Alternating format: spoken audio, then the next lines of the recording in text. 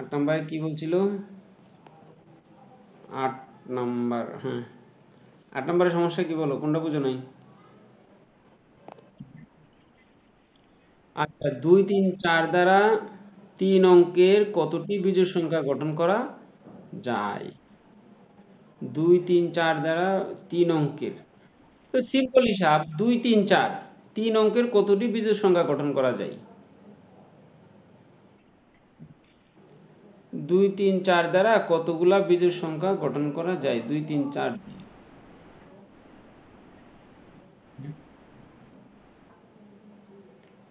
3 অঙ্কের বিজোড় সংখ্যা হলো যথাক্রমে, এই তিনটা সংখ্যা ব্যবহার করে কয়টা বিজোড় সংখ্যা গঠন করা যাবে? এটা তো দুইটাই করা যাবে। ধরো কি, বিজোড় সংখ্যা করার জন্য অবশ্যই শেষে কি থাকতে হইব? ধরো 243 দিছে না, 243 দিছে, 443 দিছে, আর কি করা যায় দেখো তো? হুম।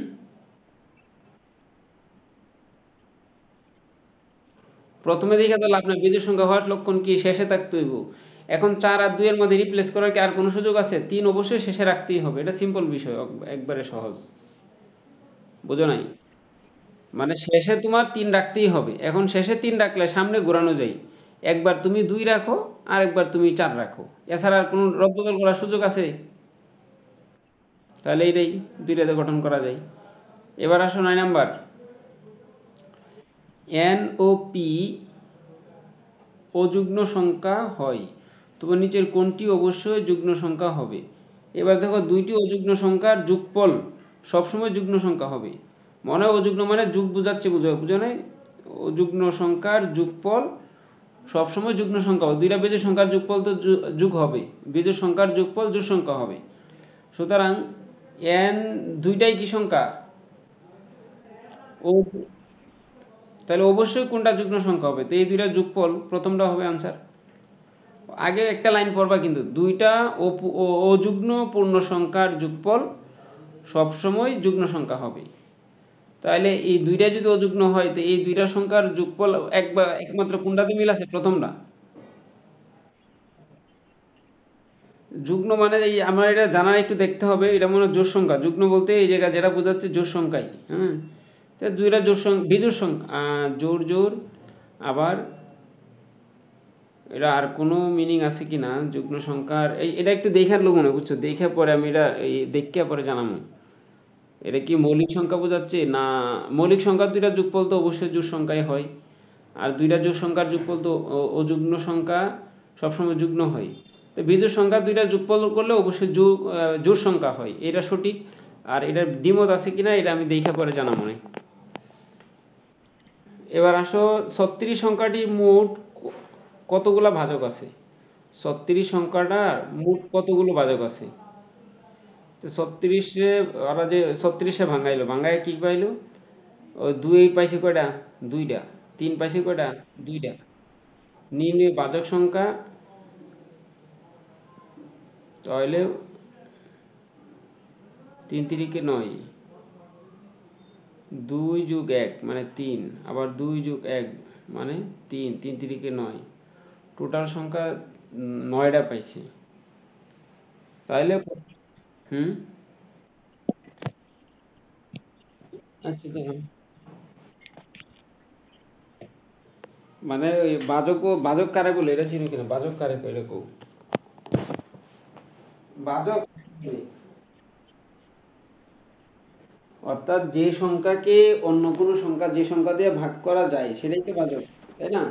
তাহলে ও যেমনি দিছে এমনি বের করার দরকার নাই, তুমি কি করবা, আমি লিখে তোমার পিক দিচ্ছি। ধরো 36 আছে না, 36-এ করানোর জন্য 36-ওকে 36 না, 18 দোকানে 36, 3 12 36, 4 9 36, এরপরে 6 6 36, তারপরে 6-এর পরে আর কি আছে? 9 আছে, তাই না? 9-এর পরে কত আছে? 9-এর পরে 12 আছে, 12-এর পরে 18 আছে, 18-এর পরে কি আছে? 36 আছে। মোট কয়টা হলো? একটা, দুইটা, তিনটা, চারটা, পাঁচটা, ছয়টা, সাতটা, আটটা, 9টা। বুঝো নাই? তাহলে তোমার এইভাবে কাজ করলেই হয়ে যাবে, গুণনীয়ক বের করে এই যে আমি তুলে দিচ্ছি। বুঝছো তো বের করাটা হইলো কেমনে? হুম। ধরো আরেকটু দেখি ওইভাবে আসে কিনা। 36 না,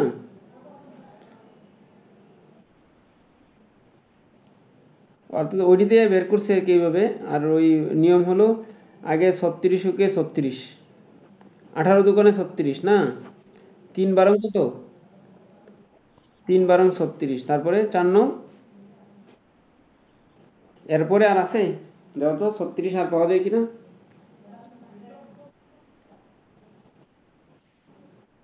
ওটা 636 আছে না, মাঝে একটা তো মিসিং হয়ে গেছে। 4 নং 36, 3 × 36, 18 × 36, 36 আর 636 আছে না। তো 36-এ কয়টা সংখ্যাতে ভাগ করা যায়, পাইছি কয়টা, আহ 10টা। 10টা মানে কি, দুইটা, দুইটা তো 6 আছে দুইবার, এই জন্য একটা 6 কাউন্ট হবে, এই জন্য কয়টা সংখ্যা হইলো, 9টা।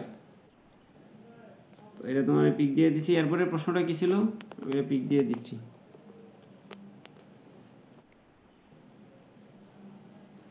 তারপরে প্রশ্ন কি এরকম, প্রশ্নটা পড়ো, আমি এদিকে কাজ করতেছি একটু।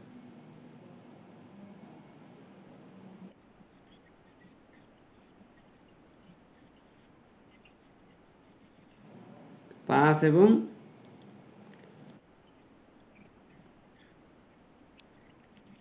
আচ্ছা বলছে 5 এবং 95, আচ্ছা 3 দ্বারা বিভাজ্য সংখ্যা এর মধ্যে নাই দুইটা সংখ্যা সহ এমন কিছু কইছি।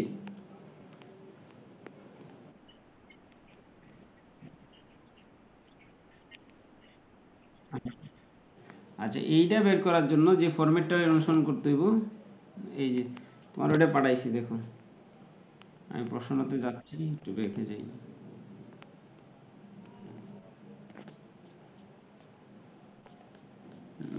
বেরিয়ে গেছে, আমরা আসছি। দেখছো ইয়াটা, দেখছো অঙ্কটা, বুঝছো তো এখন।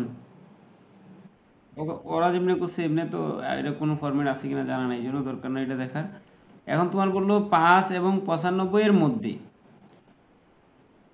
5 এবং 3 দ্বারা বিভাজ্য সংখ্যা কতটি, মানে যে সংখ্যাটা 5 দ্বারা ভাগ যাবে এমন সংখ্যা 3 দ্বারা অবিভাজ্য হইতে হবে, বুঝলে প্রশ্নটা।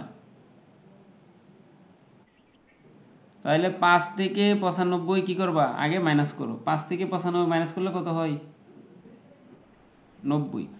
3 আর 5-এর লসাগু করো, 3 আর 5-এর লসাগু কত হয়,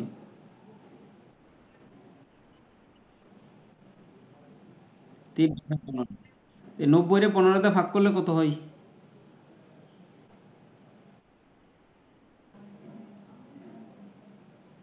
6 × 15 = 90 না।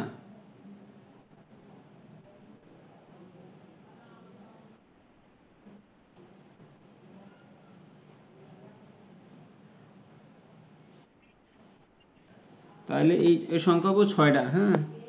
কিন্তু ওরা করছে কি, ওর করাটা একটু দেখি তো কি করলাম। 5 ও 3-এর লসাগু 15, এটা ঠিক আছে। 5 এবং 95 এর মধ্যে 5 3 দ্বারা বিভাজ্য সংখ্যা, 5 ও 95 এর মধ্যে 15 দ্বারা বিভাজ্য সংখ্যা, 15 থেকে 90 পর্যন্ত, অর্থাৎ 15 দ্বারা বিভাজ্য 90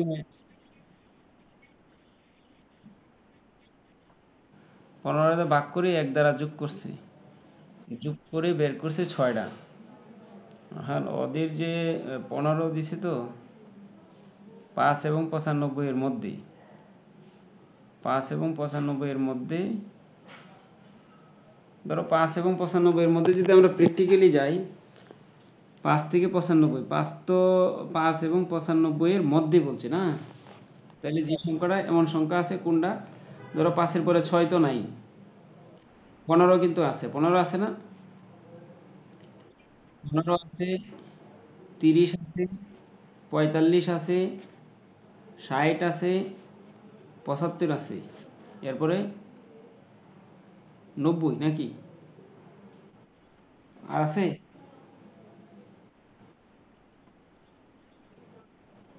অর্থাৎ এই যে সংখ্যাগুলো 15, ওই ওদেরটা যে করছে, যেহেতু মধ্যে বলছে তাহলে আর ওটা করলেই হবে, কিন্তু 15 থেকে 95 পর্যন্ত 15 দ্বারা বিভাজ্য সংখ্যা, 15 থেকে 95, 15 থেকে 95, 5 3-এর লসাগু 15, অর্থাৎ 15 দ্বারা বিভাজ্য যে সংখ্যাগুলো আছে সেটি 3 এবং 5 দ্বারা বিভাজ্য চাইব। বিষয়টা বুঝছো কিনা। ধরো 3 এবং 5 দ্বারা বিভাজ্য যাবে কোন সংখ্যাটা, যে সংখ্যাটার লসাগু 3 5-এর সমান। বুঝছো কিনা বিষয়টা? যে সংখ্যাটার লসাগু 3 এবং 5-এর সমান, সেই সংখ্যাটা এই 15 দ্বারা বিভাজ্য হবে। কিন্তু এই 3 5-এর লসাগু কিন্তু সংখ্যা শুরু হয়েছে 15 থেকে, এর নিচে কিন্তু নাই। এর নিচে তোমার 3 দেওয়া হয়, 5 দেওয়া 5 দেওয়া হবে না, একটাতে হবে আর একটাতে হবে না। তাহলে আমরা প্র্যাকটিক্যাল সংখ্যা কিন্তু কয়টা পাইছি, 6টাই পাইছি প্র্যাকটিক্যাল দেখতে গিয়ে। কিন্তু প্র্যাকটিক্যাল তো পরীক্ষার হলে করা দরকার নাই। এই জায়গায় হলো 15 দ্বারা বিভাজ্য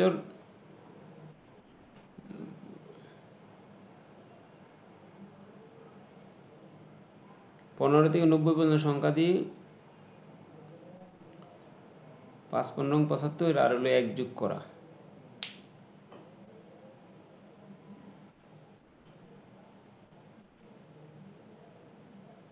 5 এবং 95 এর সাথে 5 ও 3 দ্বারা বিভাজ্য সংখ্যা, 5 ও 95 এর মধ্যে 15 দ্বারা বিভাজ্য সংখ্যা, 15 থেকে 90 পর্যন্ত 15 দ্বারা বিভাজ্য সংখ্যা, 15 থেকে 90 পর্যন্ত। আচ্ছা, এটার যুক্তিটাও ঠিক আছে, হ্যাঁ। আর আমরা যেটা করছি ওইটাও ঠিক আছে। ওই ডিফারেন্সকে লসাগু দিয়ে ভাগ করে দিলে সরাসরি সংখ্যাটা চলে আসছে।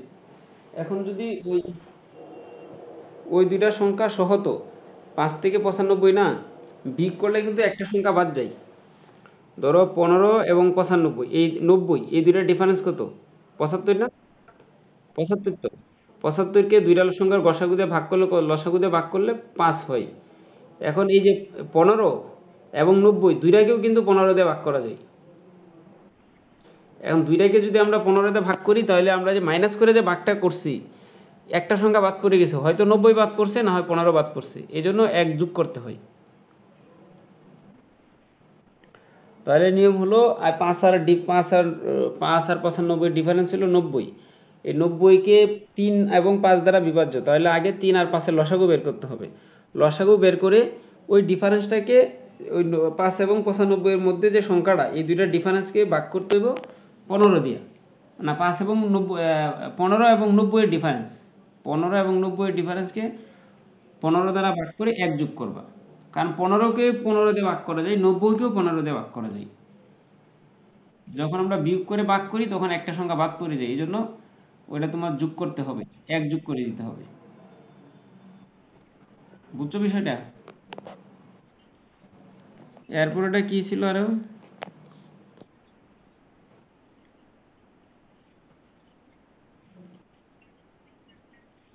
100 না?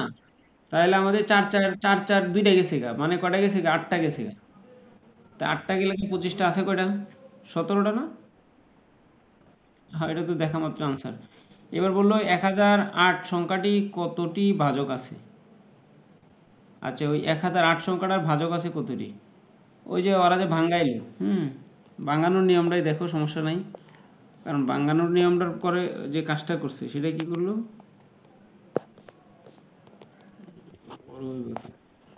1008-কে ভাঙ্গাইছি, ভাঙ্গায় কত পাইছি? 2 2 2 2 2 2, কয়টা 2 পাইছি? 4টা 2, 3টা 3, আর 3টা 3 না তো, 2টা 3, একটা 7। তো সবগুলা পাওয়ার দিলাম। পাওয়ার দেওয়ার পরে 2-এর উপর 4 পাওয়ার, 3-এর উপর 2 পাওয়ার, 7-এর উপর 1 পাওয়ার। না, তাহলে ওই একটা কাজ করতেই পারি আমরা, এটা দিয়ে মিলতাছে কিনা। তাহলে এই পাওয়ারের সাথে সংখ্যা 1 যোগ, পাওয়ারের সাথে সংখ্যা 1 যোগ, পাওয়ারের সাথে সংখ্যা 1 যোগ, যোগ করে গুণ করলে সংখ্যা হলো কয়টা? 30টা। ভাজক পাওয়া গেছে 30টা। আচ্ছা, তাহলে আমরা ওই যে প্র্যাকটিক্যাল, ওই আগেরটা যেমন প্র্যাকটিক্যাল বের করছি, একাধিক অঙ্কের একটা সুবিধায় একটা রুলসই আমরা তাহলে জানতে পারলাম যে ভাজক কতগুলো আছে। এবার তাহলে আমরা 35-এর ভাজক বের করি, হ্যাঁ। 35-এ কত দিয়ে ভাগ করা যায়? আরে 35-এ তো নাই ইয়া, 5 7 35। তো এটা তো ইয়া দুইটা ইয়া নাই তোমার। 35-এর ভাজক কয়টা আছে তাহলে? 5, 5-এর উপর পাওয়ার 1, আবার কত? 7, 7-এর উপর পাওয়ার কত? 1। তো ওই 1 যোগ 1, আবার পাওয়ারের 1, আবার সংখ্যাটার 1, তাহলে 2 গুণ 2 হইল কত? 2 2 গুণ 2 2 গুণে 4, অর্থাৎ 35-এর ভাজক কয়টা? 4টা। 1, 5, 7। 35। 35ও কিন্তু নিজেও একটা বাচক। তাহলে আমরা আরেকটা সংখ্যা খুঁজে বের করি, সেটা হচ্ছে ধরো 24-এর বের করি, 24-এর না। 24-এ ওই বাংলা কত হয়? 12 দোকানে 24, 6 দোকানে 12, তারপরে আবার 3 দোকানে 6, আর আছে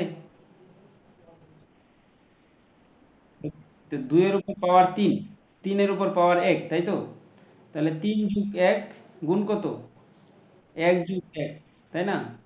তাহলে 4 গুণ 2 মানে কত? 4 দোকানে 8। এবার 24-এর আমরা যদি প্র্যাকটিক্যাল দেখি কয়টা হয়? 24 কে 24, তাই তো? 12 দোকানে 24, 3 কত? 24, 4 কত? 24, আর আছে তো সংখ্যা কয়টা পেলাম? একটা, দুইটা, তিনটা, চারটা, পাঁচটা, ছয়টা, সাতটা, আটটা পেয়েছি, তাই না? তাহলে ওই যুক্তিটা ঠিক আছে। হ্যাঁ, কোন সংখ্যার বাচক বের করার জন্য কি করবা? ওই সংখ্যাগুলোর আগে ভাঙ্গাইবা, ভাঙ্গায় দেখবা ওই পাওয়ার যত হবে পাওয়ারের সাথে এক যোগ করবা। এক যোগ করে যতগুলা পাওয়ার যে ডিজাইন হবে এই ডিজাইনে গুণ করে দিলেই বাস, ওই বাচক পেয়ে যাবে। এরপরে কি বললো? 16 থেকে 100-র মধ্যে দুইটি সংখ্যা সহ 4 দ্বারা বিভাজ্য। এটা কিন্তু আগেরটা থেকে একটু ভিন্ন হতে, বুঝছো তো? কত থেকে বলছে? 100 থেকে 16, তাই না? তো 100 থেকে 16 আগে মাইনাস করো। মাইনাস করলে কত হয়? 84 না? 4 দিয়ে ভাগ করো, 4 দিয়ে বলছে তো। তাহলে 4 × 21 কত? 84। বুঝো নাই? আবার এক যোগ করো, যেহেতু দুইটা সংখ্যা সহ আমরা বিয়োগ করছি না, একটা সংখ্যা বাদ পড়ে গেছে, এজন্য এক যোগ করতে হবে 22টি। আগেরটা ছিল কি, যে দুইটা সংখ্যা, দুইটা সংখ্যা ছিল। আগে একটা করছিলাম না 3 এবং 5 দ্বারা বিভাজ্য, তখন কিন্তু 3 5 লসাগু লাগছে। এই জায়গায় আর লসাগু লাগবে না। এবার আসো এরপরেরটা। হ্যাঁ, একটি সংখ্যা 1/4 হতে 4 বিয়োগ করলে বিয়োগফল হয় 20, সংখ্যাটা কত? তাহলে প্রশ্ন হইলো 1/4 বুঝো তো? তাহলে উপরে ধরো সংখ্যাটা x ধরো, ক ধরো, নিচে কত? 4, তাই না? 1/4 হতে কত বিয়োগ করতে বলছে? 4 বিয়োগ, তো 4 বিয়োগ করি, সমান কত বলছে? 20। তো সমীকরণটা সেট আপ করলে লসাগু করলে কত দাঁড়ায়? বা এটা আর গুণন করো, 4 কত হবে? x 4 সমান কত? 20, তাই না? তাহলে এক সমান কত হয়? 20, আর 16 কত? 36। বুঝছো কিনা হিসাব নিকাশটা এটার? 1 থেকে 540-এর ভাজকের সংখ্যা কত? কি বললো? 1 এবং 540। তো এই এক তো আমার দরকারই নাই, একরে তো 1 দিয়ে ভাগ করুন যা, তাহলে আমাদের 540-এ লাগবে। ওই আগের নিয়মে ভাঙাইলেই তো হয়ে যাচ্ছে মনে হয়। 540-কে ভাঙাই, ভাঙানোর পরে কি পাই?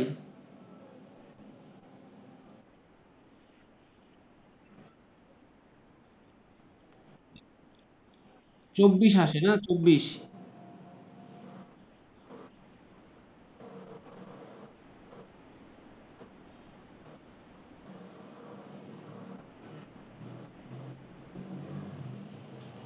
বুঝছো কি না এটা? তাহলে এই জায়গায় কিন্তু 1 এবং 540 দুইটা সংখ্যা বলছে কিন্তু, বুঝছো তো? তাইলে আমরা ওইটা তো আগের নিয়মেই করছি, 540-এর জন্য নিয়ম তো আগের নাই, কয়টা পাইছি? 24টা, তাই তো? আর একের জন্য এক একটা বাচক, তাহলে কয়টা হইলো? 25টা মোট। এবার তারপরেরটা দেখো কি আছে।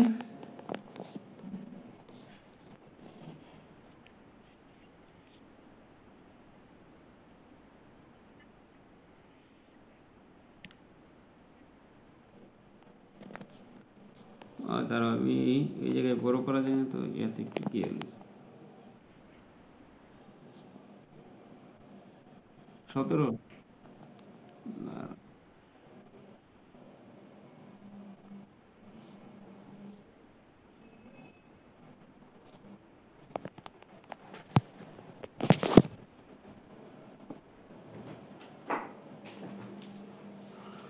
এটাতেই আসি।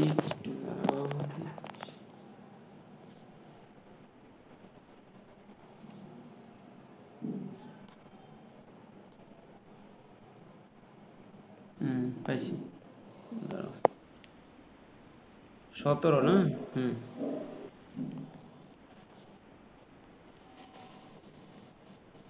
যে কোনো সংখ্যার বর্গমূলের সাথে 10 যোগ করলে যোগফল 4 এর বর্গ হবে। কোন সংখ্যার বর্গমূলের সাথে 10 যোগ করলে, কোনো একটা সংখ্যার বর্গমূলের সাথে 10 যোগ করলে যোগফল কি হবে?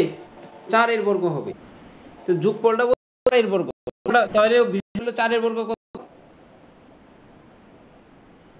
16। তো 16 থেকে 10 বাদ দিলে কত হয়? না, বলছে তো ওরা কি, প্রশ্নটা কি করছে যে কোন সংখ্যার বর্গমূলের সাথে 10 যোগ করলে, কোন একটা সংখ্যার বর্গমূলের সাথে কিন্তু, তার সংখ্যাটা অবশ্যই আরো বড়। তো ওই সংখ্যার বর্গমূলের সাথে 10 যোগ করলে যোগফল 4 এর বর্গ হবে। তাহলে সংখ্যাটা হচ্ছে 4 এর বর্গ কত? 16। তো 10 যোগ করলে যদি কি হয়, কোন বর্গমূলের সাথে 10 যোগ করলে এই যোগফলটা 4 এর বর্গ হবে। অর্থাৎ সংখ্যাটা হবে ওই 4 এর বর্গ মানে তো 16। তো 16 যেহেতু হয়, তো 16 সাথে 10 যোগ করলে কত হয়? মানে মানে কোনো একটা সংখ্যার সাথে 10 যোগ করলে কত হবে? 16 হবে, তাই তো? তাহলে আমরা এটা সিম্পল করার জন্য কি করতে পারো, 4 এর বর্গ না, 4 4 16। তো 16 সাথে 10 যোগ করলাম, তো 10 বিয়োগ করলে কত হয়? 6 না? তো 6 কোন সংখ্যার বর্গমূল? 36। এটা হলো মানে মুখে মুখে বলা 36 পেয়ে গেলাম, যে 36 এর বর্গমূল 6। 6 এর সাথে 10 যোগ করলে 16 হয়। এই 16টা কার বর্গ? 4 এর বর্গ। এবার যদি প্র্যাকটিক্যাল করতে যাও, তো রুট ওভার এক্স প্লাস কত 10 সমান কত? রুট ওভার এক্স প্লাস 10 সমান কত? 16, কিন্তু বুঝছো তো? না, 4 এর বর্গ তো, 4 এর বর্গ মানে 16। বুঝছো কিনা একটু? তাহলে এটা তো আর করার লাগবে না, লাগবে? আবার আসো এরপরের ডাই, যে বর্গমূল, এই বর্গমূলের নিয়ম পারো কিনা? 0.001, এই নিয়মে বর্গমূল করার সময় ক্যালকুলেটর তো থাকবেই না, তাহলে দশমিক থেকে 2 ঘর টান দিবা, জোড়ায় জোড়ায় টান, ডাবল শূন্য, তারপরে 01 টান দেওয়ার পরে প্রথমবার এই দশমিক আছে বাক্যলে একটা দশমিক দিয়ে নিতে হবে। তো প্রথমে কি দুইটা শূন্য না? বাক্যলে একটা শূন্য দিয়ে দিবা, শেষ। এরপরে কত আছে? 01। 01 এর বর্গমূল কত?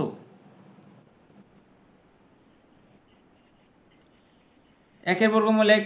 একের বর্গ তো 1। তো এই ফলাফল বুঝছো কিনা, এই নিয়মের বাঘটা বুঝছো কিনা, যেটা আছে, যেটা লেখা হয়েছে ওটুকু বুঝছো কিনা? হুম। হুম। ডানে একটা শূন্য বসাই দিবা, সমস্যা নাই। ডানে শূন্য বসাইলে তো মানেরও সমস্যা নাই, বসাইতে পারবা। ডানে বসাবে, মাঝে বসানোর সুযোগ নাই, ডানে। বুঝো নাই? এরপরে অঙ্ক শুরু করলে, এরপরে ওই যে বড়, এরপরে একটা অঙ্ক আছে, ওটা আরেকটু বড় সড়ো। এবার প্রথমবারে এই দশমিকের পরে শূন্য আসার কারণ, দুইটা শূন্য হলে ভাগফলে একটা শূন্য দিয়ে দিলাম, আর কোনো কাজ করতে হবে না। এরপরে যে 01, সংখ্যাটার নাম কত? 01। 01 মানে কি? 1। কারণ এই আগের শূন্য তো কোনো ভ্যালু নাই। তাহলে 01 মানে শুধু 1। একের বর্গমূল কত? তো ভাগফলে 1 লিখে একের বর্গ কত, সেই একই হবে। তো একের নিচে 1 লিখলাম, অঙ্ক শেষ। এরপরে 19 নাম্বারটা দেখো কি বললো।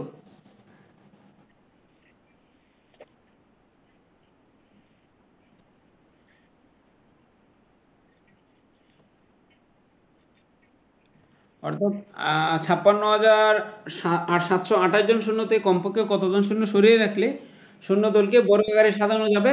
আরেকবার প্রশ্ন আসতে পারে, কতজন শূন্য যোগ করলে শূন্য দলকে বর্গাকারে সাজানো যাবে? পরীক্ষায় কিন্তু দুইটাই আসে।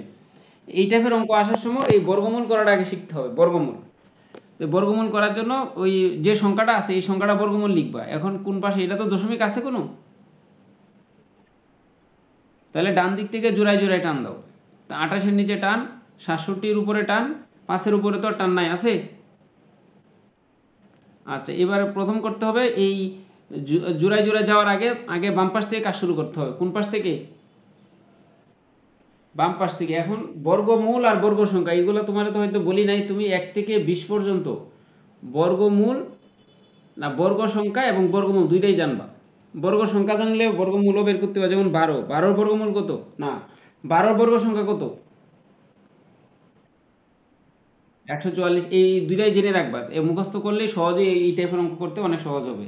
1 থেকে 200 এই 20 পর্যন্ত সংখ্যার বর্গ সংখ্যাটি জেনে রাখবা। যেমন 220 এর বর্গ কত? 400। এভাবে 17 বর্গ, 16 বর্গ, 15 বর্গ সবগুলো সংখ্যার বর্গ এটি মুখস্থ করবা। এবার আসো প্রথমবারই, বলছে 5, 5 এর বর্গ কত?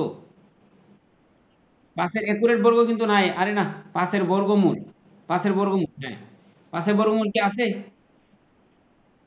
কিন্তু 5 এর পাশাপাশি বর্গমূল কি আছে? 5 এর নিচে, বড় না কিন্তু।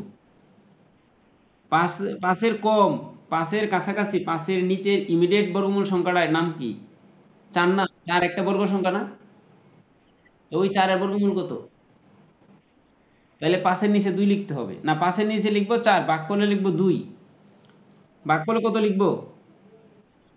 এই 2 এর বর্গ কত? এই 5 এর নিচে 4 লিখবো। এবার 5 থেকে 4 বিয়োগ করলে কত হয়? এবার বাম পাশে ওই 1 লিখছো না, 1 এর বাম পাশে টান দিয়ে, আর ভাগফলে কত আছে? 2, তাই না? এই 2 রে আবার 2 দিয়ে গুণ করো, কত হয়? ওই 1 এর বাম পাশে যে একটা টান দিছো না, টানের একটু স্পেস রাইখা 4 লিখতে হবে। 2 রে 2 দিয়ে গুণ করে 4টা লিখতে হবে। লিখার পরে উপরে 67 আছে না, এক জোড়া নামাইতে হবে, একসাথে এক জোড়া নামাইতে হইব। এবার সংখ্যাটা দাঁড়াইলো কত? 167। ভাগফলে তোমার সামনে কত আছে? 2 না একটা আছে মাত্র? আর 167-র বামে কত লিখছো? একটা 4 লিখছো না?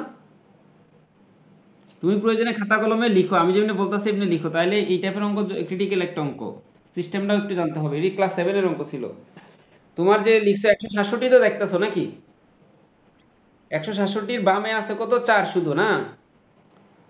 আর ভাগফলে কত আছে? 2। তুমি এখন 238 দেখবা না, তুমি খাতার প্রয়োজনে লিখো। ভাগফলে তোমার সামনে এখন 2 না শুধু? এবার হলো ওই যে 4-এর ডানে কি বসাইবা, এই চিন্তাটা তোমার করতে হবে। 4-এর ডানে এখন কত দিবা? যত দিবা ভাগফলে তত দিতে হবে। এবার আন্তাজে বসাইলেও হবে না, এমন সংখ্যা বসাইতে হইব। ধরো 4-এর ডানে যদি তুমি 1 বসাও, তাহলে সংখ্যাটা কত হইব? তাহলে ভাগফলে তো 1 লিখছো, ভাগফলে কত লিখতে হবে? 1 লিখতে হবে। তো 41-এর সাথে 1 গুণ করলে কত হয়? 41 হবে না? কিন্তু 167 41 থেকে অনেক বড় সংখ্যা না? তাহলে আমরা 2 দিয়ে ট্রাই করি, 2 দিলে কত হয়? 42 হবে। ভাগফলেও কত লিখবো? ভাগফলে তো 2 লিখলে পারি, 42 দুগুণে 84 হবে, সংখ্যা তো আরো বেশি। তো আমরা 3 দেয়া দেখি কি হয়। 3 দিলে সংখ্যাটা দাঁড়ায় কত? 43-কে 3 দিয়ে গুণ করলে কত হয়? 129। আচ্ছা, এখন এটা হইব কিনা তো আর জানি না, তাই আরেক বাড়ায় দেই। তো অঙ্ক করতে করতে তুমি চলে আসবে সরাসরি, এত দূর খোঁজা লাগবে না। তোমার 2 দিয়ে তো চেক করার দরকারই নেই, 3 4 দিয়ে চেক করো। এবার 4 দিলে কি সমস্যা হয়? 4 দিলে 4 দিলে 4 দিলে সংখ্যাটা হয় 44। 44-কে 4 দিয়ে গুণ করলে কত হয়? 4 4 16, 4 4 16, 176। তা আমার কি 176 আছে? তাইলে আমার 3 দিতে হবে। ভাগফলে কত? আর ওই 4-এর নিচেও কত দিতে হবে? 3 দিতে হবে। 3 দিয়ে গুণ করার পরে বিয়োগ করলে কত হয়? 38 না? 137 থেকে 129 বিয়োগ করলে কত হয়? 38 তো। এবার ওই উপরের এক জোড়া নামাও আবার। আচ্ছা, সংখ্যাটা দাঁড়ালো কত? 3828, তাই না? তোমার ভাগফলে এখন কত আছে? 23। 23-কে 2 দিয়ে গুণ করো। অর্থাৎ ডাবল, যত থাকবে অতটা ডাবল করবা।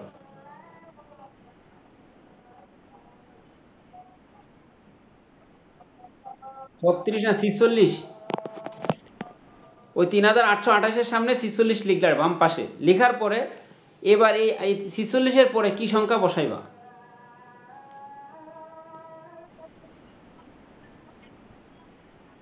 অর্থাৎ এত পিচ্ছি সংখ্যা দিয়ে আমার চেক করে করে এত সময় নষ্ট করার দরকার নাই। যে সংখ্যায় বসাও সংখ্যাটা কত হবে? 460-এর উপর হবে, তাই না? তো এক তো বসানোর দরকার নাই, কারণ এই সংখ্যাটা তো আমার 3000 প্রায়। তো এটা তো 500 হয় নাই। 500 দিলে কি হয়? 7 দিলে 5 7 3500। আমার তো টাকা আরো বেশি আছে, 3800, তাই না? তো 7 দিলেও হয় না, 8 দিলে কত, প্রায় কিন্তু 8 দিলে 500-র কাছাকাছি, 5 8 40। এবার তোমার একটু কি করতে হবে, একটু 8 দিয়ে এটার মনে মনে আগে একটু গুণ করতে হবে। 8 দিয়ে গুণ করলে কি হয়, 7 দিয়ে করলে বেশি হয় আমরা জানি, 5 7 তো 3500, আমার টাকা আছে 3800, আমার তো এখানে 500 হয় নাই, কত আছে, 567 হয় 7 দিলে, তাই না, 467। তো এবার আমরা আটাকে একটু মনে মনে বসাই এবং 8 দ্বারা গুণ করলে 8 আর 64, 4 হাতে কত 6। এবার 9 বসায় দিলে দেখবা কি বেশি হয়ে যাবে, 5 নং 45-এর কাছাকাছি কিন্তু। তাহলে ওই নিয়ারের সংখ্যায় গিয়ে কাজ করতে হবে। এবার এই প্রক্রিয়া ভাগটা বুঝছো কিনা, এই প্রক্রিয়া ভাগ কিন্তু খুবই গুরুত্বপূর্ণ। এবার বলছে কত সংখ্যা বাদ দিলে, 84 বাদ দিলে বর্গমূল সাজানো যাবে, কতজন বাদ দিলে,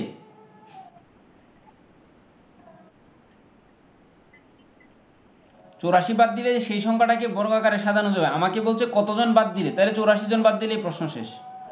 এমন প্রশ্ন হইতে পারে যে 56,728 থেকে কতজন সৈন্য বাদ দিলে সৈন্য দলকে বর্গ আকারে সাজানো যায়, বা ওই সৈন্য দলের সংখ্যা কত, তখন তোমার 28 ওই সংখ্যাটা থেকে 84 বিয়োগ করলে যে সংখ্যা সেইটা। আর আমার এখন এখন বলছে কি কতজন বাদ দিতে হবে, তো 84 জন বাদ দিলে হয়ে যাবে। এবার এই জায়গায় আরেকটা প্রশ্ন করতে পারি, কতজন সৈন্য যোগ করলে ওই সৈন্য দলকে বর্গাকারে সাজানো যাবে, প্রশ্নটা কি বলছে বলো।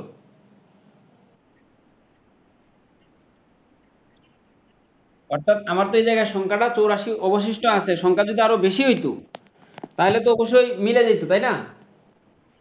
এখন কতজন লাগবে এটা আমি বের করবো কি করে, এটা এই দুইটা প্রশ্ন, এই টাইপ থেকে দুইটা প্রশ্নই আসে, কতজন বাদ দিলে তো সিম্পল, যেটা অবশিষ্ট সেটা বাদ দিলে মিলে যাবে। এবার যদি আসে কতজন যোগ করলে, তখন আমরা একই নিয়মে অঙ্কটা করব। এবার যদি বলি কতজন যোগ করলে যোগফলকে বর্গাকারে সাজানো যাবে, সেটা বের করার জন্য কি করতে হবে, ভাগফল কত আসছে এখন, আরে না 238, ভাগফল বলছি, ভাগফল, বর্গমূলটা কত আসছে 238 না, 238 লোকে এক যোগ করলে কত হয়, এই 239 গুণ 39 করতে হবে, কি বলছি, 239 গুণ 39 করলে সংখ্যাটা দাঁড়ায় কত, 57,121। তা আমার মূল সংখ্যাটা কত ছিল, 56,000, এটা বিয়োগ করো। তা আর 300 যদি 43 জন 93 জন কতজন, 393 জন সৈন্য যোগ করলে কিন্তু কি হইতো, বর্গাকারে সাজানো যাবে। হ্যাঁ 393, তাহলে এটা বের করার নিয়মটা কি, কতজন যোগ করতে হবে, বের করার ফরম্যাটটা কি, হ্যাঁ যে, হ্যাঁ কত এক যোগ করে ওটার বর্গ বের করতে হবে, এক যোগ করে ওটার বর্গ বের করতে হবে, তারপরে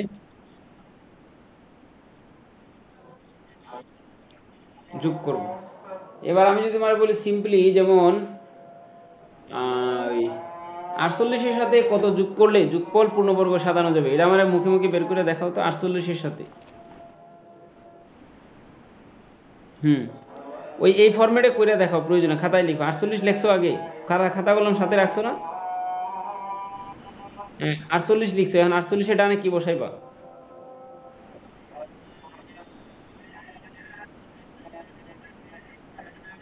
হ্যাঁ মানে এত ছোট বড় সংখ্যা গুণ করার দরকার কি, 2 দিয়ে গুণ করে কি কোনোদিন 48 পাইবা, আরো বড় সংখ্যা দিয়ে গুণ করো,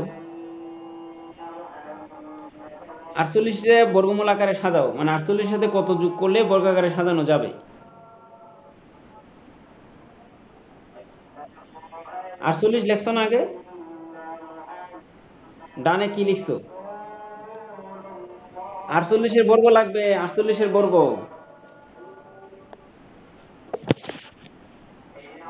একটু চেষ্টা করতে দেখো, আজানটা শেষ হোক।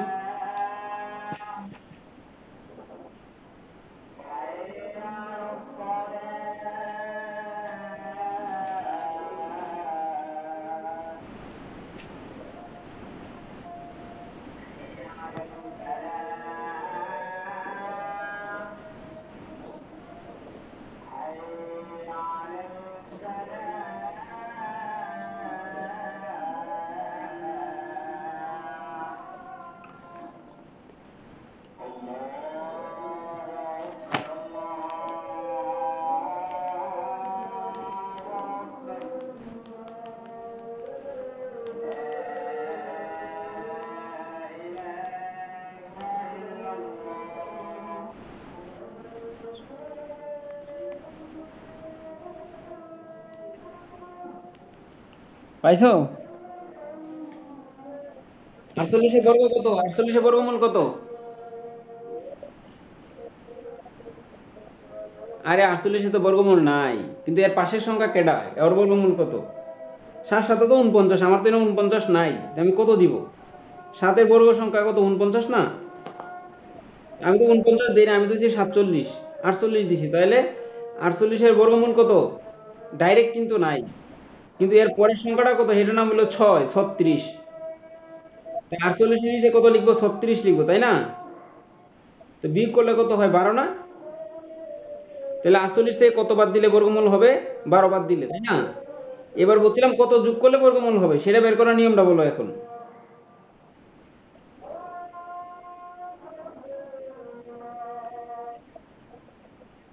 হ্যাঁ,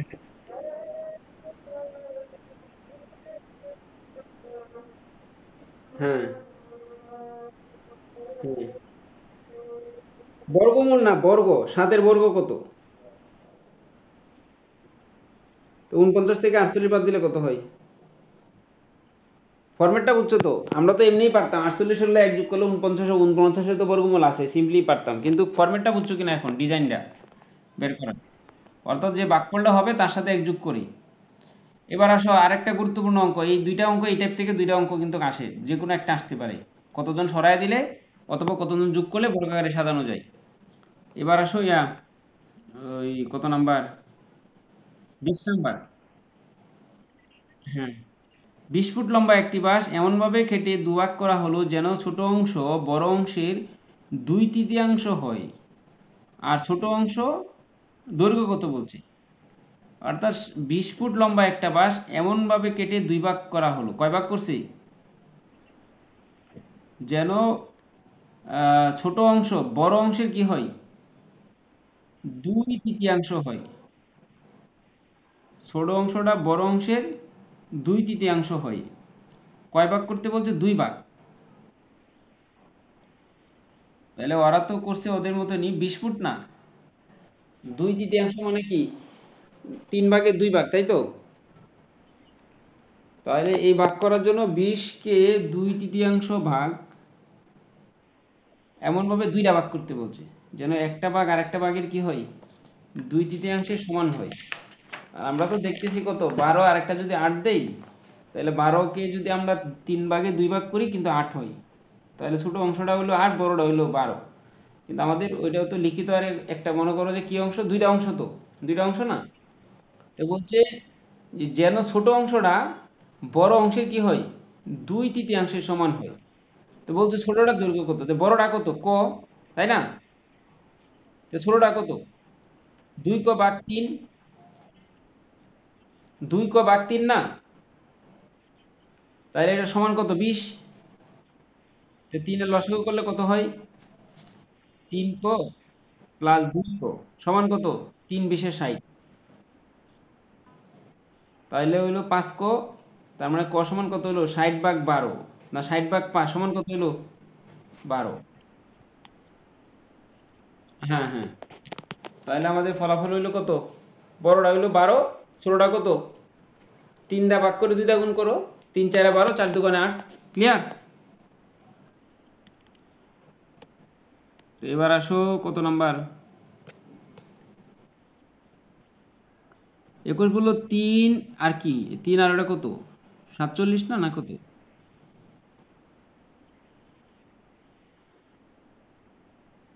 না, না, এটা এটা 0.47, তাহলে এটা তো আমরা পারি, পূর্ণবণিক তো আর নাই না? না ছিল পূর্ণবণিক।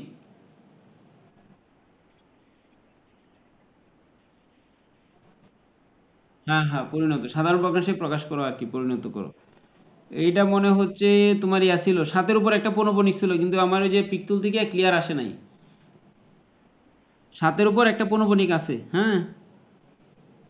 তাহলে পূর্ণবণিকের ভগ্নাংশর নিয়মটা কি ছিল বলো? সংখ্যাটা হলো 0.4 7-এর উপর পূর্ণবণিক। এবার এটা করার নিয়ম কি ছিল বলো? হ্যাঁ,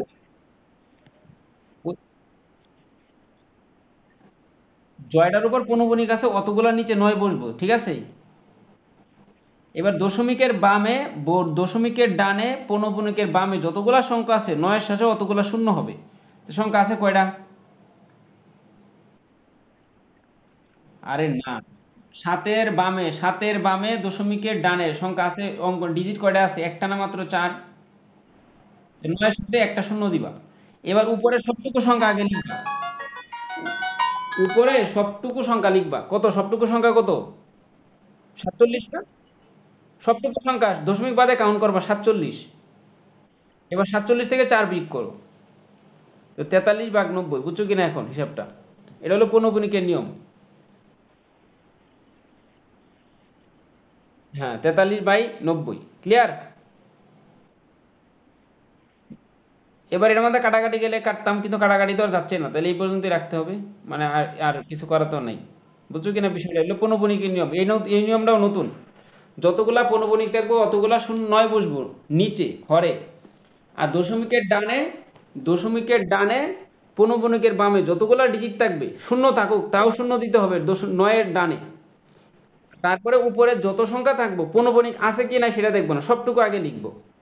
লিখার পরে পৌনঃপুনিক বাদে যে সংখ্যাগুলো আছে সেটি মাইনাস করবো, মাইনাস করলেই শেষ। তাইলে এই পর্যন্তই রাখো। এরপরে ওই যে যদি ইয়ার পরে নামাজ যাবো তো, আইসা পরে আবার দেখুন না, আর বাকিগুলো দেখতে থাকো, শেষ করো। এটা যে আর কয়টা আছে, এই জায়গায় অনেকগুলো অঙ্ক আছে ইম্পর্টেন্ট, কিন্তু এটি পরীক্ষা আসে। এরপরের অঙ্ক ইম্পর্টেন্ট। হুম। তাহলে দেখতে থাকো, হ্যাঁ। এই পর্যন্ত থাক, এখন নামাজ যাবো আবার। আচ্ছা। ওকে।